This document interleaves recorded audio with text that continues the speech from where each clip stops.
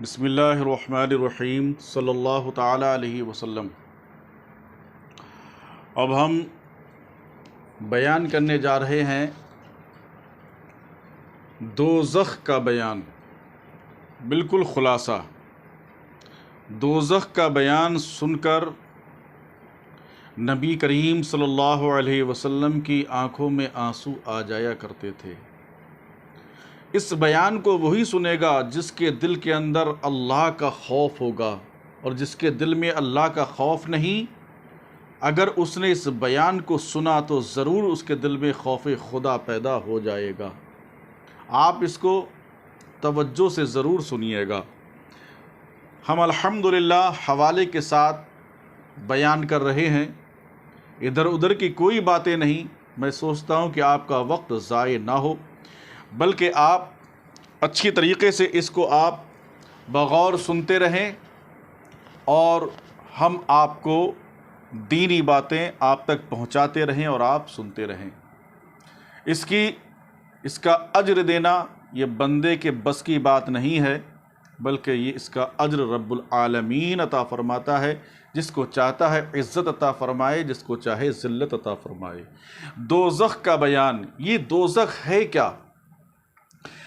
یہ ایک مکان ہے کہ اس قہار و جبار کے جلال و قہر کا مظہر ہے۔ جس طرح اس کی رحمت و نعمت کی انتہا نہیں کہ انسانی خیالات و تصورات جہاں تک پہنچے وہ ایک شمع ہے کہ اس کے بے شمار نعمتوں سے اسی طرح اس کے غضب و قہر کی کوئی حد نہیں، کہ ہر وہ تکلیف و اذیت کے ادراک کی جائے کہ ایک ادنا حصہ ہے، اس کے لیے انتہا عذاب۔ قرآن مجید و حدیث میں جو اس کی سختیاں ذکر ہیں، قرآن کے اندر بھی اور احادیث مصطفیٰ کے اندر بھی، ان میں سے کچھ اجمالاً ہم بیان کر رہے ہیں کہ مسلمان اس کو سنیں اور اس عذاب دوزخ سے پناہ مانگیں، اور ان اعمال سے بچیں جن کی جزا جہنم ہے، ان برے کاموں سے بچیں۔ ہمارے بیان کرنے کا مقصد یہ ہے کہ آپ برائیوں سے بچیں، ایک نہ ایک دن اس دنیا سے چلا جانا ہے۔ حدیث پاک میں ہے کہ جو بندہ جہنم سے پناہ مانگتا ہے، حدیث پاک میں ہے جہنم کہتا ہے اے رب یہ مجھ سے پناہ مانگتا ہے، تو اس کو پناہ دے۔ قرآن مجید میں بکثرت ارشاد ہوا کہ جہنم سے بچو، دوزخ سے ڈرو۔ ہمارے آقا و مولا صلی اللہ علیہ وسلم ہم کو سکھانے کے لیے کثرت کے ساتھ اس سے پناہ مانگتے۔ جہنم کے شرارے اونچے اونچے محلوں کے برابر اڑیں گے، یعنی اس کے انگارے گویا زرد اونٹوں کی قطار کو پہم آتے رہیں گے۔ آدمی اور پتھر اس کا ایندھن ہے۔ کیا ہے اس کا؟ آدمی اور پتھر جہنم کا ایندھن ہے۔ یہ اور پتھر بھی، یہ پتھر نہیں بلکہ گندک کا پتھر۔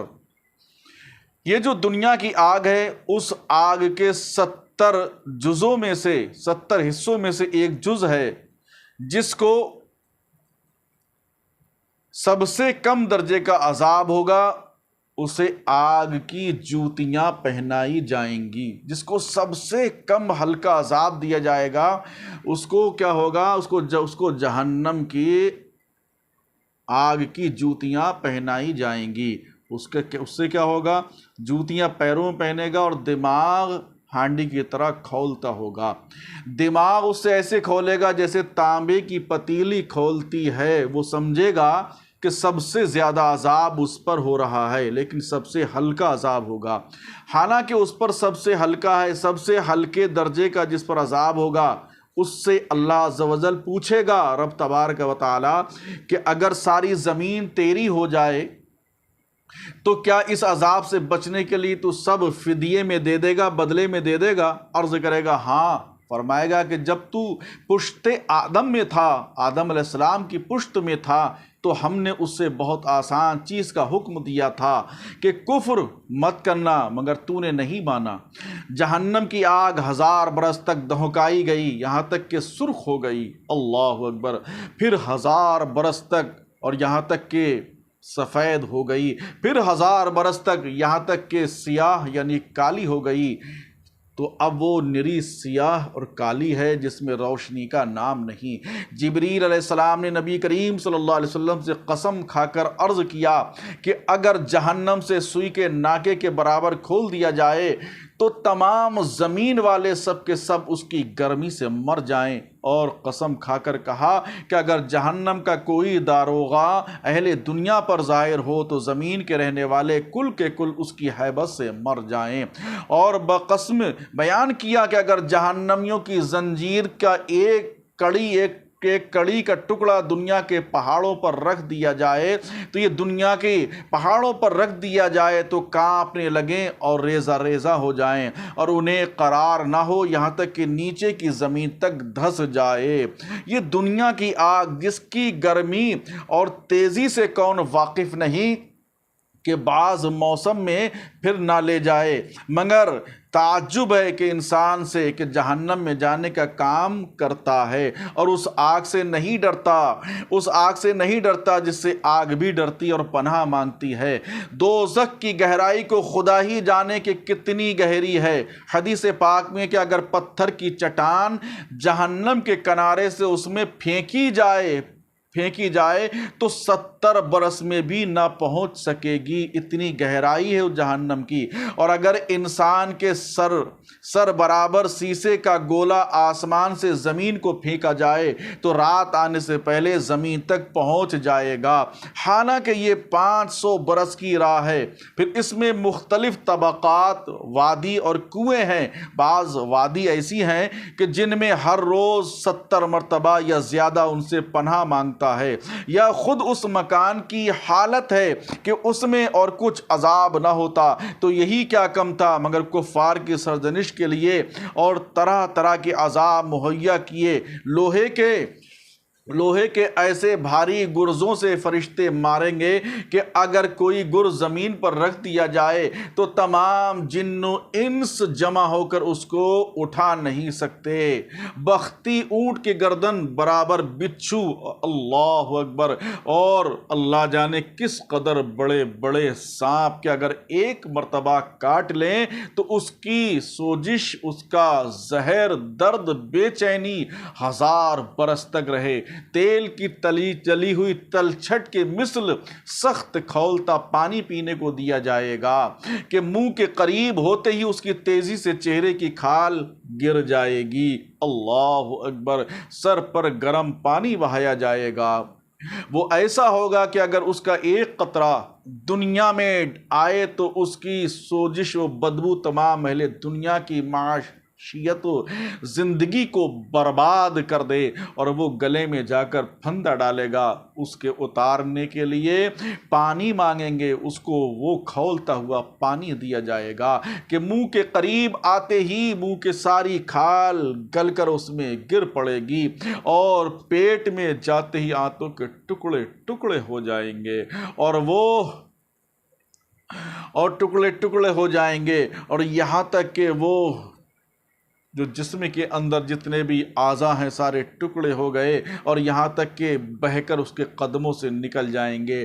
پیاس اس بلا کی ہوگی، اتنی شدت کی پیاس ہوگی کہ اس پانی پر ایسے گریں گے جیسے بہت زیادہ توس کے مارے ہوئے کب سے پانی نہیں ملا، جیسے اونٹ پیاسا ہوتا ہے ایسے پانی پینے کے لیے گرتا ہے۔ پھر کفار جان سے عاجز آ کر باہم مشورہ کر کے مالک علیہ الصلاۃ والسلام دروغ جہنم کو پکاریں گے کہ اے مالک علیہ الصلاۃ والسلام، تیرا رب ہمارا قصہ تمام کر دے۔ حضرت مالک علیہ الصلاۃ والسلام 1000 برس تک جواب نہیں دیں گے۔ 1000 برس کے بعد فرمائیں گے مجھ سے کیا کہتے ہو، مجھ سے کیا کہتے ہو، اس سے کہو جس کی نافرمانی کی ہے۔ یاد رکھ لینا 1000 کے برس کے بعد وہ جواب دیں گے اور کہیں گے مجھ سے کیا کہہ رہے ہو، یہ تو اس سے کہو جس کی نافرمانی کی ہے۔ اس کے بعد فرمائے گا تو یہ فرمائے گا دور ہو جاؤ، جہنم میں پڑے رہو، مجھ سے بات نہ کرو۔ اس وقت کفار ہر قسم کی خیر سے نا امید ہو جائیں گے اور گدھے کی آواز کی طرح چلا کر روئیں گے۔ ابتداً آنسو نکلیں گے، جب آنسو ختم ہو جائیں گے تو خون روئیں گے، روتے روتے گالوں میں خندقوں کے مثل گڑھے پڑ جائیں گے۔ رونے کا خون اور پیپ اس قدر ہوگا کہ اس میں اگر کشتیاں ڈالی جائیں تو چلنے لگیں گی۔ جہنمیوں کی مشکلیں ایسی کہ یہ ہوں گی کہ اگر دنیا میں کوئی جہنمی اسی صورت پر لایا جائے تو تمام لوگ اس کی بدصورتی اور بدبو کی وجہ سے مر جائیں گے، اور جسم ان کا ایسا بڑا کر دیا جائے گا کہ ایک شانے سے یعنی ایک کاندھے سے دوسرے کاندھے تک تیز سوار کے لیے 3 دن کی راہ ہوگی، یعنی اتنا لمبا چوڑا بنا دیا جائے گا۔ ایک ایک داڑھ جو داڑھ ہے منہ میں ایسی ہوگی کہ احد کے پہاڑ برابر ہوگی۔ کھال کی موٹائی 42 ذراع کی ہوگی۔ زبان 1 کوس 2 کوس تک منہ سے باہر گھسیٹتی ہوگی۔ اللہ اکبر! کہ لوگ اس کو پیروں سے رونتے ہوئے بیٹھیں گے۔ بیٹھنے کی جگہ اتنی ہوگی جیسے مکے سے مدینہ تک، اور وہ جہنم میں منہ سکوڑے ہوں گے کہ اوپر کا ہونٹ سمٹ کر بیچ سر کو پہنچ جائے گا اور نیچے کا لٹک کر ناف کو آ جائے گا۔ یہ ہونٹوں کی شکل بنا دی جائے گی۔ ان مضامین سے یہ معلوم ہوتا ہے کہ کفار کی شکل جہنم میں انسانی شکل نہ ہوگی، کہ یہ شکل احسن تقویم ہے، اور یہ اللہ عز و جل کا محبوب ہے کہ اس کے محبوب کی شکل سے مشابہ ہے، بلکہ جہنمیوں کا وہ حلیہ ہے جو اوپر مذکور ہوا، جو ہم نے ابھی بیان کیا۔ پھر آخر میں کفار کے لیے یہ ہوگا کہ اس کے قد برابر آگ کے صندوق میں اسے بند کریں گے، پھر اس میں آگ بھڑکائیں گے اور آگ کا تالا لگایا جائے گا، پھر یہ صندوق آگ کے دوسرے صندوق میں رکھا جائے گا اور ان دونوں کے درمیان آگ جلائی جائے گی اور آگ کا اس میں تالا لگایا جائے گا۔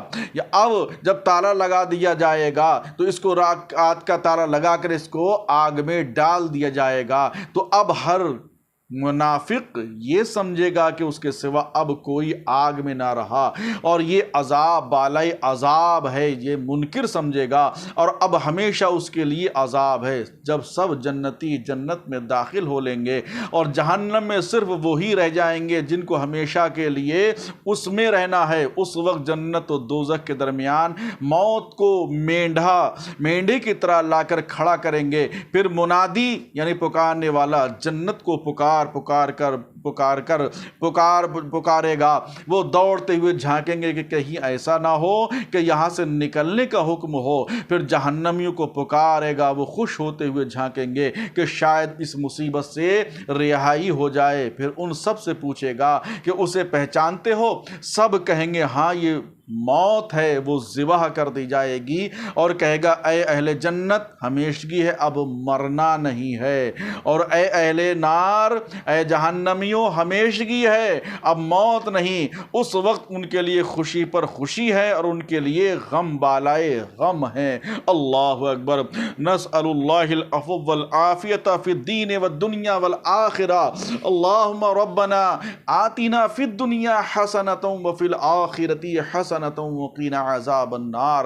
اعلیٰ حضرت امام احمد رضا فاضل بریلوی فرماتے ہیں اللہ کیا جہنم اب بھی نہ سرد ہوگا، رو رو کے مصطفیٰ نے دریا بہا دیے ہیں۔ اللہ اکبر! میرے بھائیو، جہنم سے پناہ مانگیے، عذابات جہنم سے پناہ مانگیے، آپ برے کاموں سے توبہ کیجئے، برے کاموں کے قریب مت جائیے گا، زندگی مختصر ہے، یہاں سے چلے جانا ہے، ہمیشگی وہیں پر ہے۔ کتنا عذاب، دردناک عذاب جو ابھی آپ کو ہم نے بیان کیا، سنایا ہے، آپ اس بیان کو ضرور سنیے گا، اگر کتنا بھی سخت سے سخت دل ہوگا، اگر سنے گا تو میرا یقین ہے کہ اس کے دل کے اندر خوف خدا ضرور مستحکم ہوگا، اور خوف خدا اپنے دل کے اندر پیدا کرو، اللہ کا خوف پیدا کرو، رسول پاک صلی اللہ علیہ وسلم کی محبت پیدا کرو، دنیا کی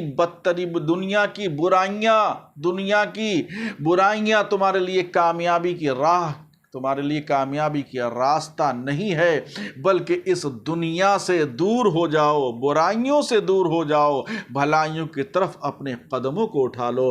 رب کائنات کی بارگاہ مقدس پناہ میں دعا ہے کہ مولا تعالیٰ ہمیں اور آپ کو عذاب دوزخ سے محفوظ فرمائے اور جہنم سے محفوظ فرمائے، اور ہمیں اور آپ کو اس رمضان المبارک کے صدقے میں رب کائنات عذاب جہنم سے محفوظ فرمائے۔ اور آپ زیادہ سے زیادہ رمضان شریف میں یہ ضرور دعا پڑھا کریں، اللہم اجرنا من النار، اللہم اجرنا من النار، اللہم اجرنا من النار۔ اے اللہ تو ہمیں جہنم کی آگ سے محفوظ فرما۔